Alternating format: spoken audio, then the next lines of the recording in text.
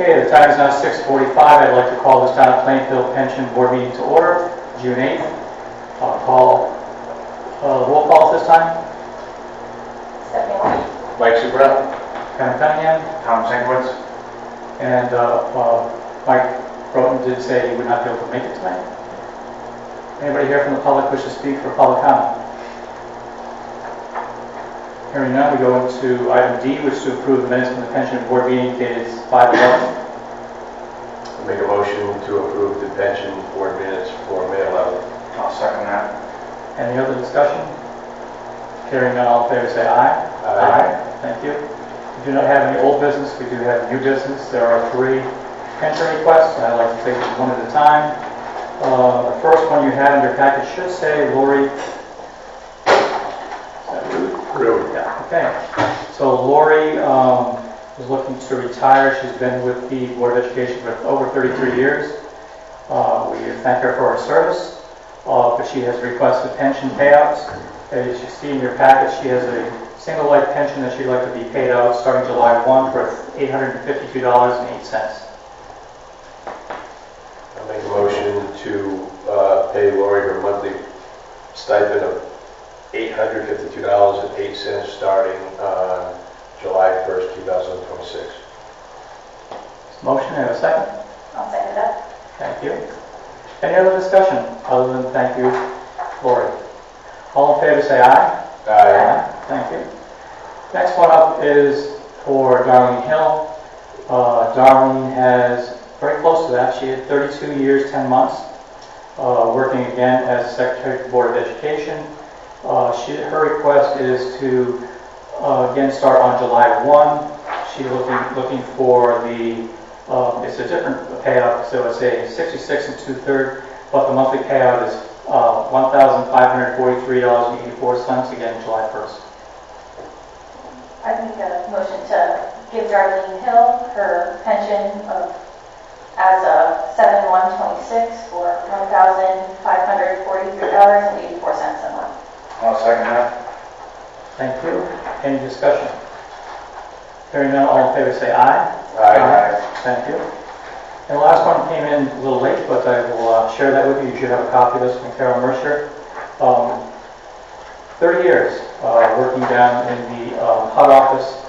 There was an agreement that she would be paid out of a pension that they gave money to and put it in for us. So it's a single life pension request, monthly benefit of $1,696.97. But this one starts on August 1st because she'll be working half of July with us. I'll make a motion to approve Carol Mercier's pension of $1,696.97 monthly to start on August 1st, 2026. I'll second that. Thank you. Any other discussion? And again, I want to thank Carol for her years of dedication to the town for HUD. All in favor say aye. Aye.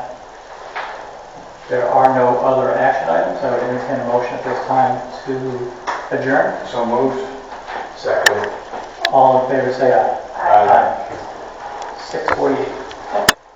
Okay, the time is now 7 o'clock. I'd like to call this Town of Plainfield Board of Selectmen meeting to order and ask you please rise for the pledge of allegiance. I pledge allegiance to the flag of the United States of America and to the republic for which it stands, one nation, under God, indivisible, with liberty and justice for all. Thank you. Mike Superett, Kevin Cunningham. Tom Sankwitz. Item C is to approve the meeting minutes from the Board of Selectmen meeting on 5/26/26. I'll make a motion to approve the Board of Selectmen meeting minutes for May 26, 26. I'll second that. Any other discussion? Hearing none, all in favor say aye. Aye. Item D, public comment. Anybody here from the public wish to speak?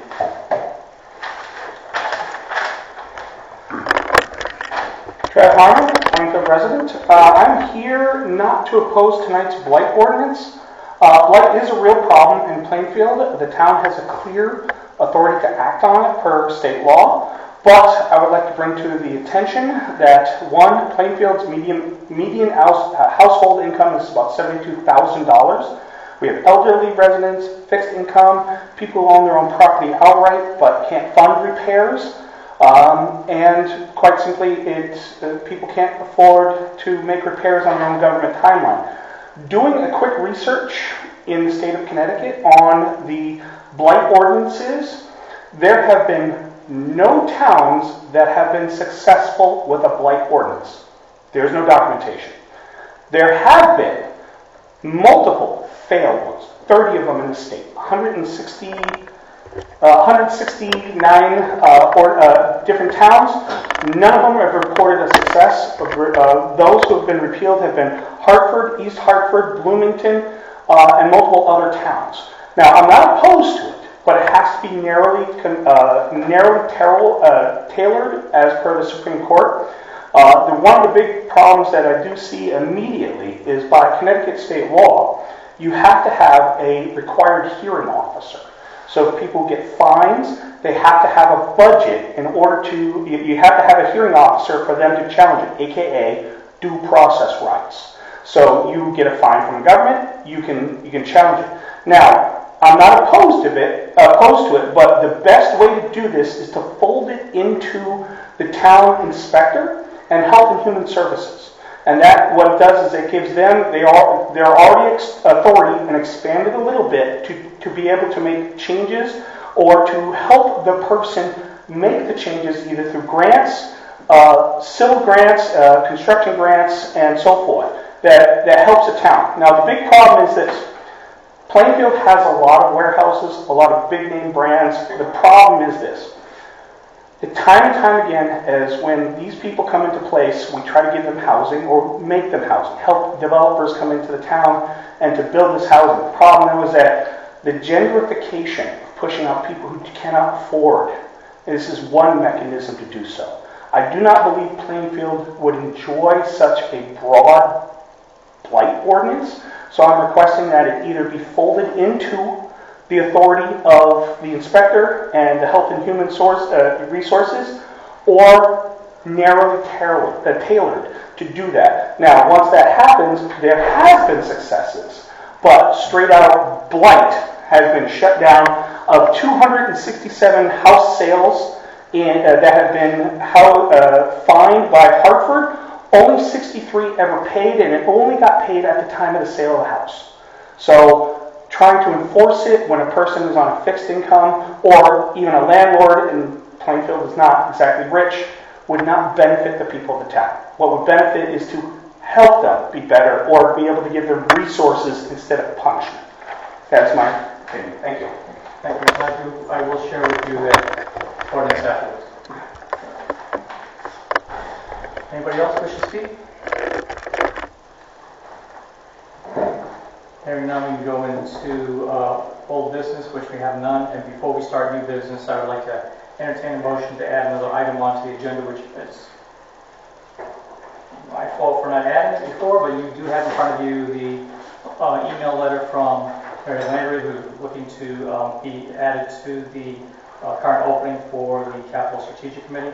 So if you wouldn't mind, I'd like to entertain a motion to add item number 5 for discuss and act on filling an opening for the Capital Strategic Committee to the agenda.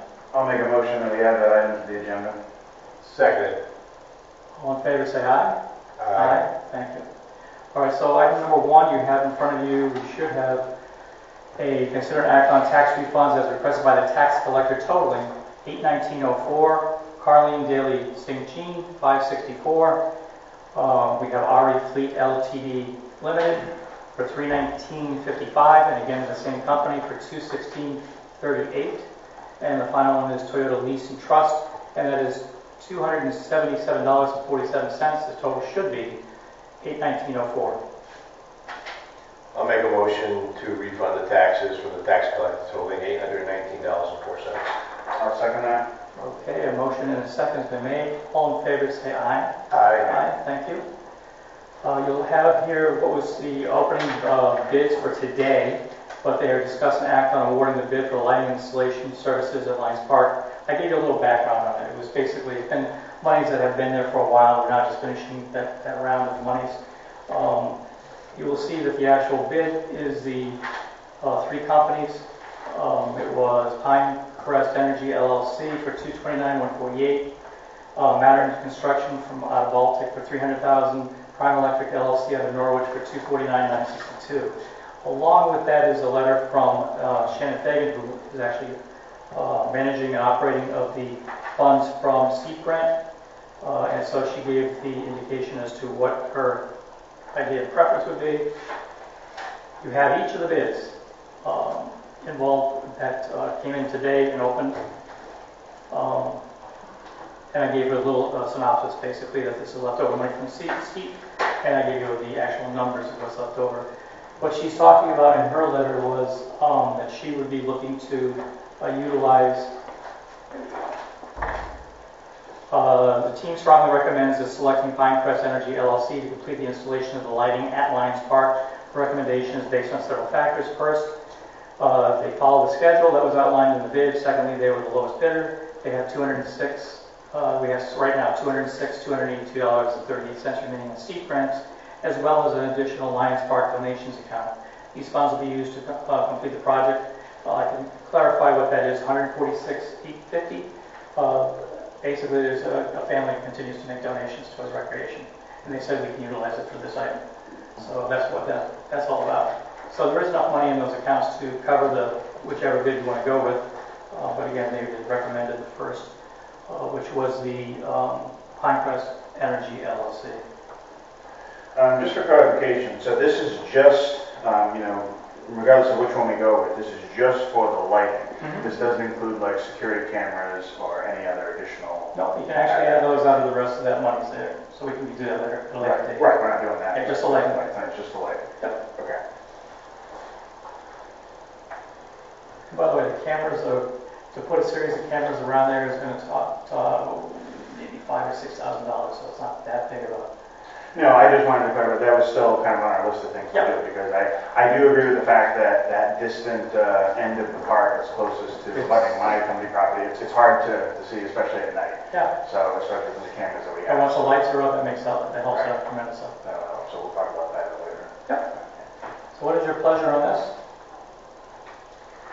You have any more questions, Tom?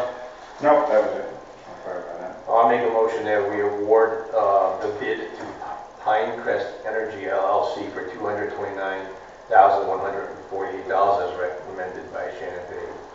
I will second that. Any other discussion? Hearing none, all in favor say aye. Aye. So we have line item transfers. We said in the past we've done this sporadically throughout the year. This continues to be a moving number. But I asked our finance director to put together where the shortfalls were and where we're going to be able to take monies from. And in that list that you have there, which, by the way, if we approve, it's also go to the board of finance for their approval. So that's the next step. But here you have in front of you a list. Most of the things that we have are being covered by, I'll give a quick rundown. Police salaries, 126, covered by holidays, 60,000, and reimbursement from the school to the SRO for 127. We didn't utilize all the monies from affordable housing. There's 15 there. Engineering, again, we changed from engineering full-time to contractors, so there's a savings of $48,000 there. Savings in the pool operations of $9,000. Custodian, because it wasn't there a full term. There were breaks in service, so there's 20,000 savings there. Health insurance, which is very healthy at this point, so we can still take more money if we need it, but at this point we don't. But there's 108,000 there, and we did not expend anything for the transfer station, so that is the grand total of $714,450. And you have a list of all the different departments that had shortfalls. Part of that is overtime that we had for highway. We had a very tough winter, but there's other departments which ran over. So I wanted to know what your pleasure is on this. I have no questions, actually. All item transfers are pretty straightforward. Okay. Was there any particular department that she had considered a concern, meaning that it was a bit higher or a bit lower than expected, or was this about, meaning was this to be expected, or was there anything like kind of shocking? Yes and no. I mean, what we did earlier tonight on the pension, you didn't realize that all those people were thinking of retiring at this time, but that did happen. That's why that one's over by 80. Yeah. And of course, the winter, that was another thing. Yeah. We've had, different things that have happened with, again, for highway, you see the big numbers there in highway, that adds up a lot quickly. And IT was a little more, we're transferring out of that IT company going to somebody else. We think we've got a better handle on it for this year, but that's why it's over for this year. One other one was down below. Previous finance director had missed out on one of the truck lease payments, that's why that's $83,000. It should have been in the budget, but it wasn't, so that's why we're trying to catch it up. And then, of course, the transfer station was still in the budget, even though we didn't pursue it. We didn't pursue it. Yeah. No, with the line item transfers, it looks like at the recommendation of the finance director, we're still gonna put almost $2 million back into the fund balance at the end of the year. That's pretty good. So, I have no questions. I'm good.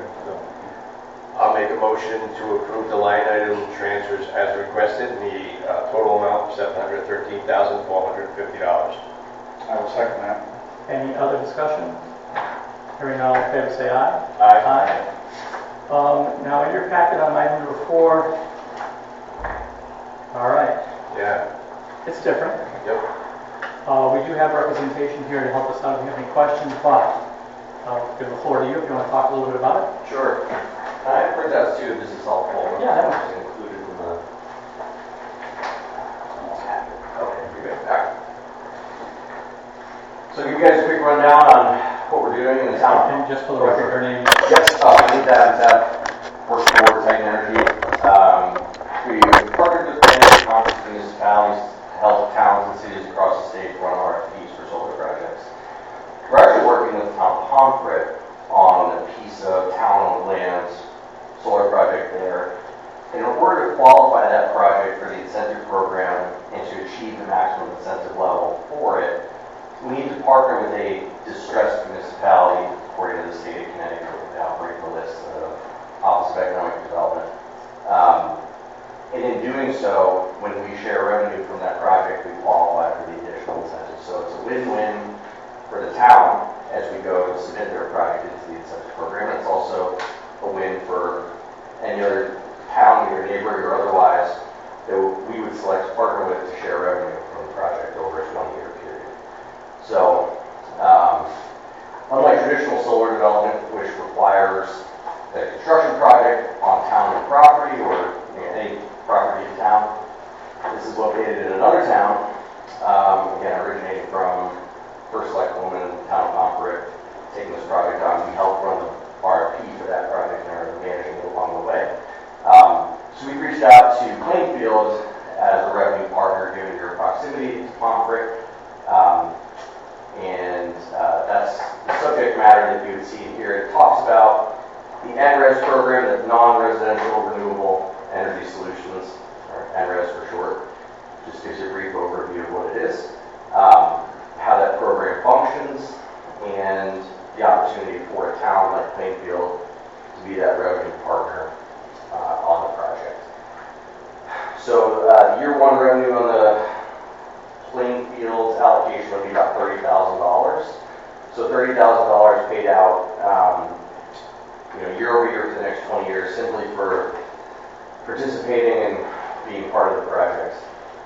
Frequently get a lot of questions related to why, why does there need to be a revenue beneficiary outside the project, and really the simple answer is the incentive programs in Connecticut are just a public policy creation, right? They don't necessarily exist in the wild, if you will. There's public policy and goals embedded in these incentive programs to help make sure that revenue, benefits, etc., are more evenly spread out, not just contained within a closed loop of the solar company and the utilities. So our first stop was Plainfield, and figured you guys would be a good fit if it was something that you'd entertain. That door's open for it. The project will be voted on by the town, and the town meeting vote later this month. For Pomfret, right. So we still have a step or two on their end towards a formal approval, but a week ago the Board of Selectmen did vote to allow the First Selectman to begin a legal, getting legal's opinion on the agreement. moving forward, just, taking it step by step. We anticipate that we'll have the votes at the end of the month, and we will move the project forward. Have you guys considered any other towns besides Plainfield, like Eastford, Woodstock, or Putnam? So there's a few different things. One, I've actually done this with Putnam already. So they've already participated in a project. We have talked to an adjacent town to Pomfret about being our secondary partner, because really what when we start getting into the nitty-gritty of the rules within NRES, but the municipal energy consumption needs to be equal to or greater than the production of the array. And that's just a mechanism to make sure that very small towns don't get an outsized benefit within the program. It's kind of the way of right-sizing participation across towns. Plainfield does not have enough energy consumption municipal-wide to satisfy the entire project, so we have a 50-50 partnership between town of Plainfield and another town relatively close by here. I'm not sure I can disclose that town because they haven't brought it to their board of selectmen yet, but we each, 50-50 split between benefits. And this is a deal, we've done this with town of Montville, I'm just thinking offhand of other towns we work with, Putnam, town of Killingly, Montville, like I said, and then others across the state. I'm just thinking locally where we've done this before. Those are the ones that come to mind. But it's an exceptionally good opportunity for the town of Pomfret with a high value lease associated with it, so they're definitely excited about the project. And it seems like obviously with this letter or whatever else is supported by NECOG. Yeah, for whatever it's worth, again, through the CCM program, we work with the local CROGs, CCM, running RFPs for towns for things just like this, whether you're developing a project yourself on your land or helping arrange, revenue share agreements and things like that. So, got pretty good depth of experience doing this. What was the status on that project we had talked about a while back with Husky for town of Sterling? Okay, so that one we'll get to, I'll talk at the end, but basically at this point, they're still, they went to the siting council for their first meeting, and soon they're going to announce the date for their public meeting. So that was still in the hopper for the siting council. Yeah, the reason I asked that is because a while back we had some presenters come and propose a solar project that would be partnering with Sterling, our neighboring town. And we hadn't talked about that for a while, and I know I had some residents who were curious about that. So that was, we got to update them on that, but now there's another potential opportunity here, so I just wanted to be aware of that. Yeah, and I can't speak to that project specifically. I don't know the details. If I'm not mistaken, though, I believe it was larger than what would be suitable for what we would be contemplating here at NRES project. My thought on that project was that it was going into a deep RFP. This would be a 5 megawatt project. If you guys know offhand how many megawatts that project was, but 50 for that one for Husky. yeah, They already have one approved for 4 megawatt up on the corner of Exley and Black Hill. okay. So that one probably would go into NRES, and then the other would be a deep project of that. And so what this step is basically saying, giving me the right to sign when it comes, if and when it comes. And you're going to send this 25-page legal document out to our attorneys to look at? Yeah, actually, believe it or not, this 25-page is something he wrote for Montville. Okay. So he knows. I've already given him, I updated it, putting the word Plainfield in any of those sites, and he's not doing that. So yeah, it's funny, we did just finish negotiating this same agreement for Montville about 3 months ago. And this is, our thought process on this is it's a really good solution for folks who, I recognize you have solar in your town hall and things like that, you're taking some steps already. So it's a good way to backfill and take full advantage of the incentive programs that exist. We are at a turning point in the industry where the investment tax credits for solar are going to expire much sooner than they were originally intended. And that cutoff so we're sort of chasing some deadlines here on the Pomfret project, but the developer's going to need to safe harbor equipment, by the end, basically basically by the end of this month and first week of July, try to bring all this together. But I think we're going to see a turning point in the industry when those tax credits go away. Probably see less development, is my guess. But I guess we'll see which way the political winds blow with tax credits. I have no questions. All right. Tom, anything else? No. Can the public ask questions? Not this time, we're in a meeting. We can talk to him afterwards, though. Thank you. Sure. Okay. Appreciate it. Are you, at this point, we're looking to get your approval to go next week? I'll make a motion for the approval to go to the next step, the town of Plainfield, to be a revenue benefit from a solar project. I'll second that. Any other discussion? Hearing none, all in favor, say aye. Aye. Okay, item 5, discuss and act on a opening for the capital strategic plan, planning committee. And we have a letter of intent from Mary Landry to fill that position. She's the only one we've... She's the only one. I'll make a motion to appoint Mary Landry to the Capital Strategic Planning Committee. I'll second. Any other discussion? Hearing none, all in favor, say aye. Aye. Item G, we're talking about a few things that came up, and I know that there's a new one or two, but I did share with you the photos from what happened over the weekend to give some background of what that was.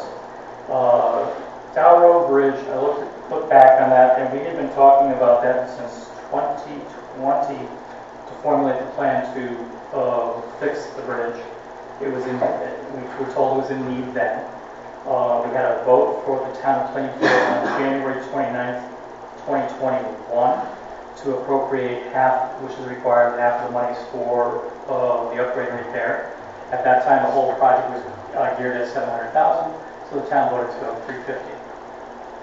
Ever since then, we have different groups we've been adding on to the discussion because it keeps on going so far, and then a new group comes in. And I can say that with confidence with Connecticut DOT.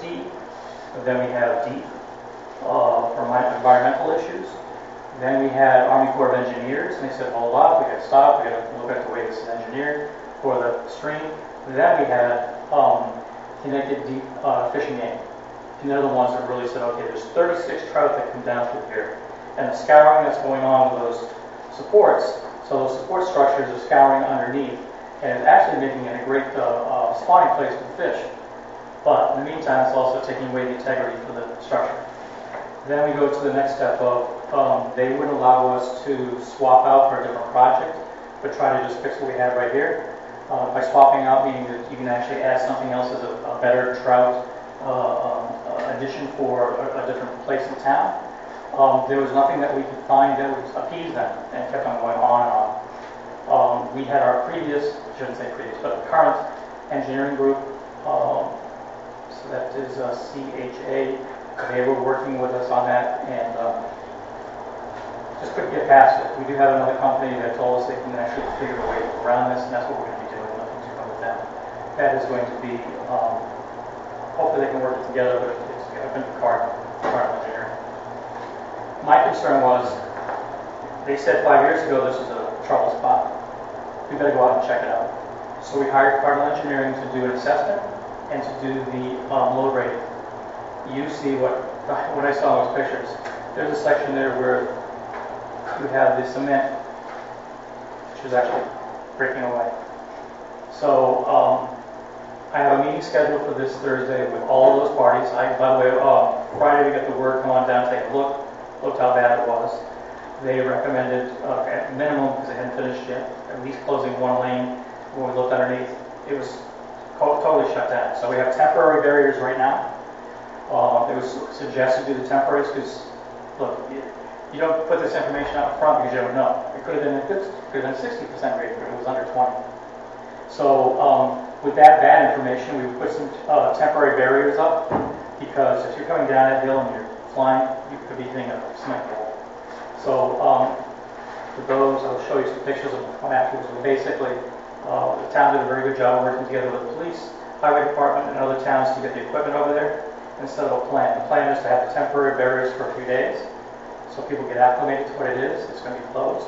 There's a couple of signs, one at each end, that have the informational signs that are lit all night long. Plus, we got the flashers out there. We can leave those, but put the cement barriers, the 20-foot jersey barriers, in a couple days. So that's the plan of what we're going to do. And then Thursday, we'll have a meeting with everybody to talk about how we do this, how we fix it, because it's not going to go back on the road. So it's going to be at least 6 months. The plan originally was if you did a 1-lane, it passed through, it would be 9 months at 1 lane. But the quicker way to do it would be closing the whole bridge down, which was the plan originally, 6 months. All we need now is the approval. Give us the approval, we'll figure it out later on what we do for the next step. We're hoping we can get the state of Connecticut Fish and Game Group to say, okay. So that's where we are with that. So on Friday, was that just like a routine inspection? No. That was me thinking, we better go check it because it's been 5 years. Okay. You know, I was trying to be proactive by saying, let's take a look, at least give me some numbers. So if it came back at 60%, oh, good, we're good for another few months. But now, you saw it. It just can't go. And who was the one who actually went physically to the bridge? That was the Cardinal Engineering. That was their thing. The engineering company went out there with 4 people, and that's why they called. I was at the ECOG meeting, and they called me saying, you better get up here. Okay. So then I called the highway, and I called the police. I said, okay, let's work together and figure out how we can do this safely. Look, I wish I would have known ahead of time to inform people. We use Nixle. We put a post up on WINY. We're going to be putting up, once Thursday hits, I'm going to put a full post up to give you an idea of where we're going to go with this. I just hate to keep on putting posts up there. I want information for the public. So that's where we stand on that one. But of course now, going forward, I mean, this could be a lot more than what we had originally anticipated. So Absolutely. we have to figure In hindsight, you look back and say, well, thank God we have a good reserve fund. Looking back now, maybe we should have done the whole thing. Just get out of the way with their approval. But you still would have had to go through the steps with the states. Right. So, but anyways, if we have to take more money out, we have some money in the reserve fund, so we're okay. I'm going to guess maybe 150, maybe 200 tops. Because the cost of the materials is going to go up. Right. Labor is going to go up. But it might be better because they don't have to close down 1 lane, so that might almost keep it a little bit, it's the same with flat, you know, because they're doing it all in one shot. Yep. That same day, we had some issues in the morning over at Moosa Pond. I don't know if you heard about that one. Where the gates are at Moosa Pond. Somebody got in there at 2:30 in the morning with a small truck and I don't want to say ruined, but pretty much beat up the beach. I wanted to say thank you to Rob Kerr. You heard about it. Went down there with his machine, cleaned the whole beach. Leveled it back out again. We have a plan now. We're going to actually bolt down one of the 2 gates. They can't fit vehicles in anymore. And we'll have a key set for it. And that way, Rob Kerr can have a key set, the town can have a key set, and we'll take care of it together. So I do want to thank Rob for that. How are we going to want to make sure too the fire department? Oh yeah, I'll make sure everybody has access. Police, fire, EMS, and police. How long do you think we'll have an updated number as far as the cost for it? Anyway, For the bridge. I'm starting that conversation on Thursday. So I have a new engineering company. We'll be working with the state to try to figure that out. As soon as I get that information, I'll share that with you. I just wanted to keep it on our radar. We talked about ordinance 134. I think it's pretty close. I gave you a copy of the ordinance 134. I think it's pretty close. The only thing I had on the back end of it was for safety issues. Like right now, we just had to do something really quick with the highway department. It could be other things that they're working for. I think that might be a good add to that list. But I can't sure your decision what you want to do with it. But at least if you're draft. It's a slippery slope. Yeah. You're not a winner no matter what, and I do believe that we need an ordinance. My only problem is with it. I would like to limit it to residential buildings. And I know in the front half of that ordinance, you have it here, and I don't know exactly, it says, all residential, non-residential, and undeveloped premises now in existence or hereafter constructed. So what would be is non-residential, does that mean commercial, or is this all? Yeah, it's inclusive of everything, really. I mean, like building a new fire station Yep. When I went back and looked, none of the fire departments had put papers in that got denied, but yet the ordinance doesn't say anything about approval of denial. You know, this is the one where it really didn't say that you can actually waive. Oh, okay, I was talking about the blight ordinance. Oh, sorry, 134. Okay. Yeah, 134, we're talking about the buildings. Yep. All the groups. And I added on the last list, so it says such entities shall include fire departments, ambulance services. I saw that. And then town of Plainfield Highway. Yep. So if we have to build something to store some material, so a shed for equipment and things like that, that's what I was talking about with that. But I mean, I'm open for this discussion and ideas. But that was the one, closest one right now, pretty straightforward. Right, the waiving of the fees. Yep. Yep, and that's why, like I said, I looked back, it didn't say anything about waiving of fees, but it also, we know forever, fire departments have come up and made some changes, and they just built things Right. and had paid. But then again, you have a building inspector who didn't know that, and just waived. So I'm just gonna make sure we all are on the same page with how it's gonna go forward. That way we don't have a question in the future. But I'd just like you to take a look at it and Yep. give me your thoughts. And now if you want to go on to the anti-blight, Sorry, yep. I can get you this copy after. So it is something that was written up years ago. I think 2020, it was a draft. We just really need to take a look at it. And the comments that were made in the public comment are correct. You have to have an officer who has to go out there and verify everything. It means we don't have that in our budget this year. So we have to go and do that as well. You have to be very careful how you utilize it. I want to show you something. And Mr. Harmon, after the meeting, I can show you this picture so you understand what we're talking about. So this building in downtown Lusa appeared on the radar last week. So we are working right now, the zoning officer goes down, verifies that that's still there, and then takes that picture and sends it over to Northeast District Department of Health. Luigi can write a letter and say, you can't do that. Please, consider cleaning it up. We have a couple of properties that are like this. So this is the type of stuff where, what do you do? Right. So I'd like to look at that and see how we'd be able to, A, make a proper ordinance, but B, how do you enforce it? And it gets to a point where you have to put a lien on the property where when it comes to the time of sale, then you get the money back if they're not paying. You'd like to be able to work with them. That's what the blight officer should be doing, try to work with the resident and say, what do you need for help? You're obviously having a clearing out your house and your garage, but what do you need for help? Right, the blight ordinance officer, though, is just going to be basically a part-time or dual role Right now, employee.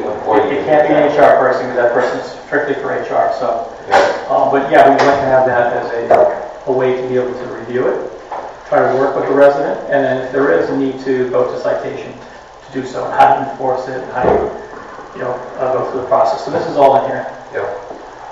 But this could be structured to just apply to residential, right, as opposed to business? So, correct. It just depends on how big. I don't remember seeing any businesses that got to the point where they were. No, only if they're rent. Yeah. That's when the interest. Because like what you're showing there, I've seen obviously house lots like that as I'm driving around town. And so, it's one thing if a blight ordinance was to try to address, things like that, but for a business, it's like, it's not one thing as far as what's the blight, issue for the business as opposed to somebody's house, somebody's yard. Right. How many of us have driven by somebody's property and they have furniture out there that says free? There's got to be a way to control some of that because I've seen one in Central Village. It's been free for 3 years because the stickers on it saying free. It's okay. We got to work together to see if we can help each other out. That's all. Yeah. So that might help. One of the other things I wanted to talk about were where we stood for a couple things that we're still working on. I can tell you there has been action on both.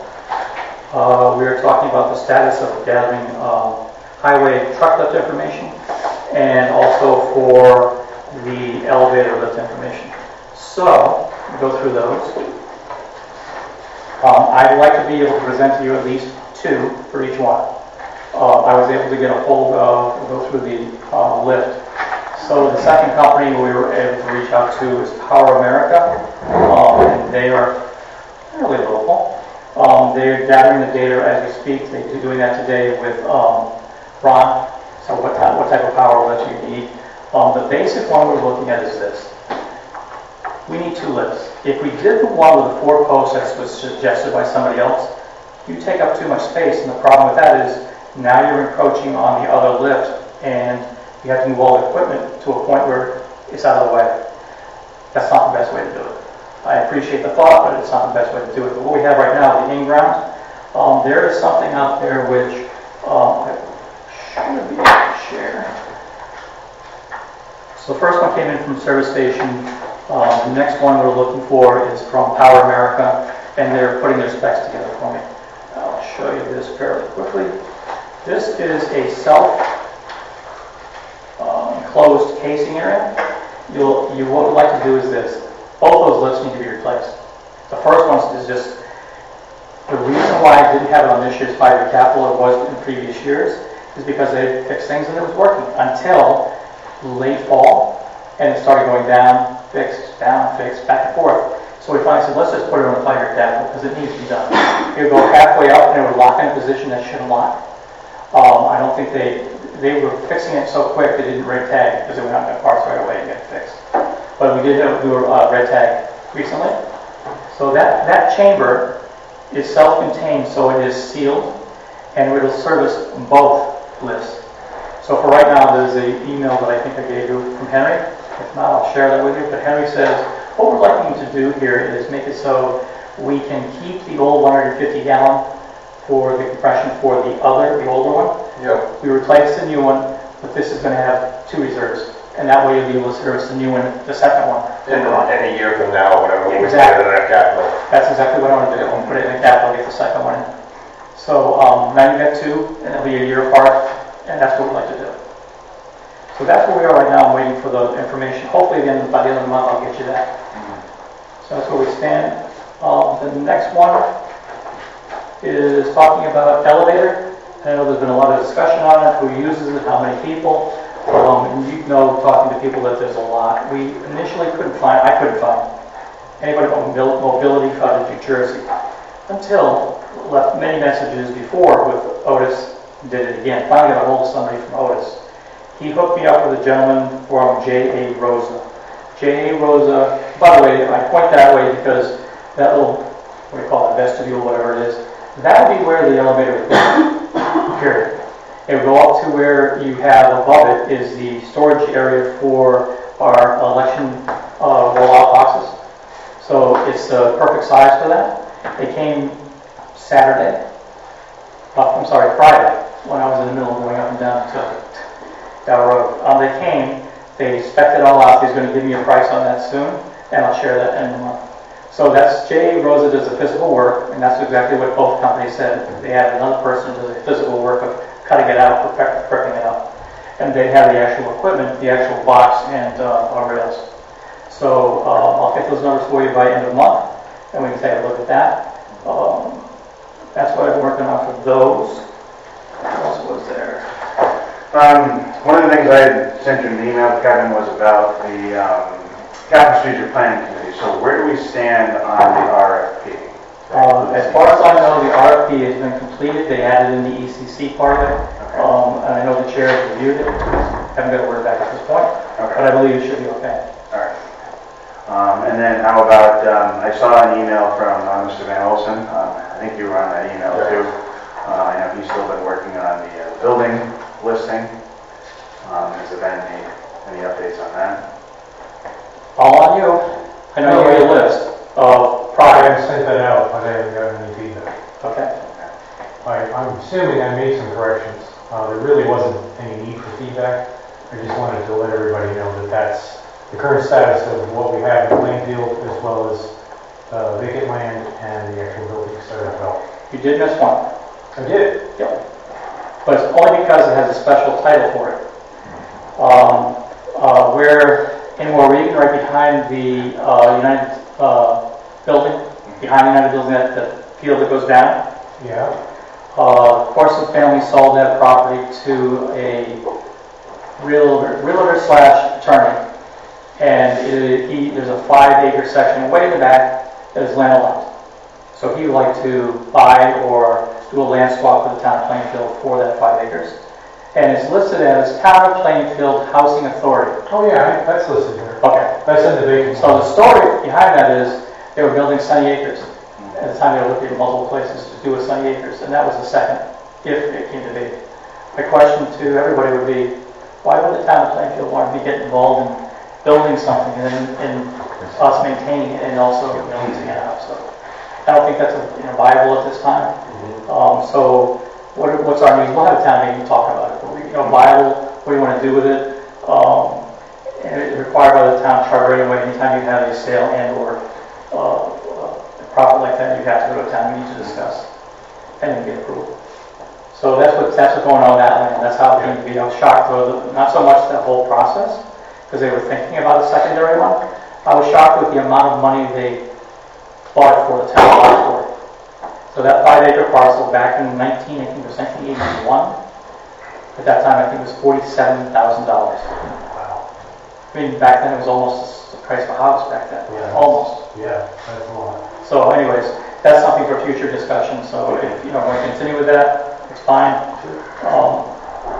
Yeah. Another thing I was thinking about is, do you remember when Mr. Harmon came to one of our meetings and talked about possible formation of an IT committee? We had some discussion on that, and I know you had been in contact with the firm, and they had an opinion, about it. But the discussion that we had afterwards was that could we get a representative maybe to come out to one of our board of selectmen meetings, and not only would it give us an opportunity to ask them questions of, again, maybe the pros and cons of it. I'm sure Mr. Harmon would, probably want to be present at that meeting, and maybe he would come with some questions. And I think it would be great to get questions answered directly from the IT firm on that subject. Okay. I can talk to them about that and when we'd be able to do it. Yeah. Okay. Is that it?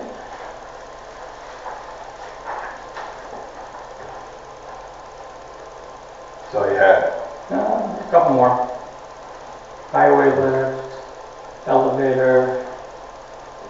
I think I answered the question about, we were never provided, did you ask for history? Did you ask for history yourself? History, what are we So I'll read the question. Yeah. The highway lift, we were never provided with history from the highway department of timeline on the issues. Yeah, so you did touch on that briefly, but yeah, prior to tonight's meeting, you had not given us that. So what you said tonight, which I don't remember you asking, that's why I'm saying it. Okay. Well, what I remember is wondering how long has this been going on. So what you said is that there was an issue in the fall. Yep. And of course we're addressing it now. So that's kind of what we wanted to see is maybe if could you put a bullet point list together as far as what led up to this point. It's not a debate as far as this safety issue being addressed. That's not certainly not the issue.